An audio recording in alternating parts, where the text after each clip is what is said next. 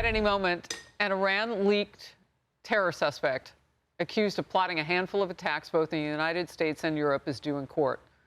He also reportedly had plotted to kill Ivanka Trump. The Justice Department says he is a high-level member of an Iran-backed militant group with ties to the IRGC and Hezbollah in Lebanon, who was allegedly involved in nearly 20 attacks and attempted attacks throughout Europe and the U.S., which included extensive international planning, coordination, and radicalization. He also said he was like a son to the late Iranian general Qasem Soleimani. He claimed he was supposed to be driving Soleimani to a meeting when the general was killed in a U.S. airstrike in 2020. The New York Post is reporting Soleimani's death inspired him to seek revenge by targeting President Trump's daughter, Ivanka.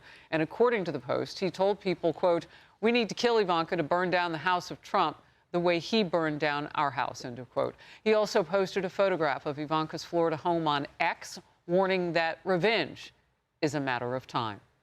Lydia. Stunning, just stunning allegations against the daughter of our sitting president. How horrifying this is. And also how incredible that we were able to apprehend him.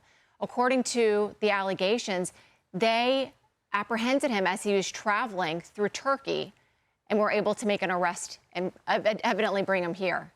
For me, this really raises questions about how long the IRGC and related proxies will sit and wait and make calculated retribution for the killing of Soleimani 6 years ago. If anybody is wondering about the contemplation and the calculation of the IRGC to seek retribution in their eyes, let this be the answer to that as we see these allegations play out. Lisa?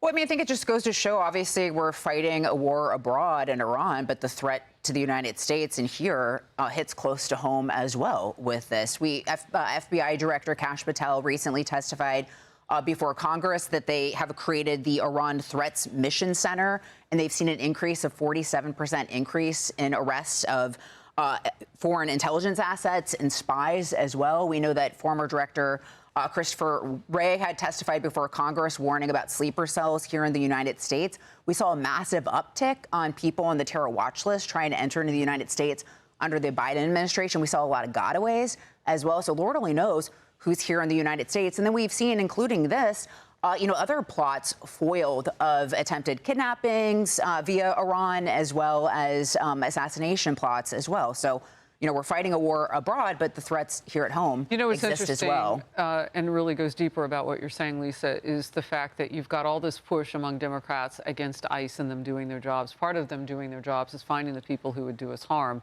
And most people who commit those high-level type of violent crimes, they practiced or started somewhere. So we need to get those people who are committing those crimes who are illegally out of this country. But Democrats don't want that to happen. No, it's a really great point. I mean, we have these people who put on a uniform who are willing to risk their lives to try to protect our country. And to your point, we've got, terrorists, we've got cartel members, we've got really bad people, or even the Maryland man, as you pointed out, Kennedy, Kilmer Abrego Garcia, a guy who's alleged MS-13 member that Democrats are embracing and trying to protect from deportation, yet ICE agents are being attacked. Marcus? I think this is a stark reminder of the fact that there's people around the world that still want to kill and hate Americans. And I don't think we should undermine that. I think it also shows us that the national security and homeland efforts that are being undertaken cannot be compromised. So when we have internal fighting inside of our country, compromising the border, compromising homeland security, compromising national security, and then you see something like this, you have to ask yourself, like, are we protecting ourselves, or are we making ourselves more vulnerable domestically? This is a stark reminder that we have a real problem.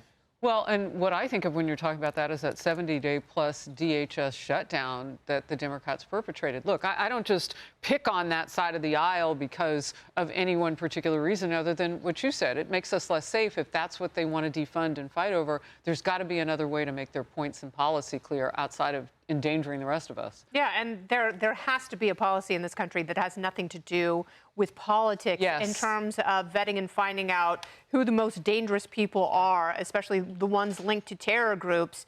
And, how well funded are they?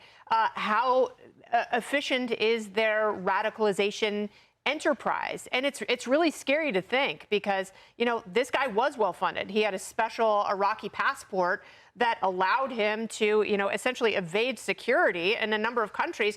But what's really interesting to me here is he was arrested in Turkey. And that just goes to show you that, we do have partners in the Middle East who are so over Iran shenanigans. And, they want to lean in to the next phase of evolution for them geographically, which is capitalism. They want to have partnerships. They are sick of radical terror. Because it is a zero-sum game, and they've already lost. And it also goes to show just how impactful the death of Qasem Soleimani, how impactful that was to Iran and the region, and these freaks and psychopaths who will never let that go. So you just have to hope that the rational voices are the ones who have the final say. No, I was just saying it's a really good point. Thank you. Yeah. I mean, it really does speak to kind of what we're seeing now with the tearing down of the IRGC and the government in Iran. Like, who are we really dealing with at this point if one guy can solicit Qasem Soleimani? And remember, his daughter lived in L.A., his relatives lived in L.A., rather, and they were living high on the hog until we found them as media and said, well, wait a minute. Thanks, Karen Bass. I know. Well, one thing that Karen Bass did well. I want to one last thing. We all are celebrating all of this information access that we have, but the fact that somebody has access to somebody's house, their floor plan, how to get in, how to get out, digitally, that starts to make me question things as well. Hey everyone, I'm Emily Campagno. Catch me and my co-hosts Harris Faulkner and Kaylee McEnany on Outnumbered every weekday at 12 p.m. Eastern, or set your DVR. Also, don't forget to subscribe to the Fox News YouTube page for daily highlights.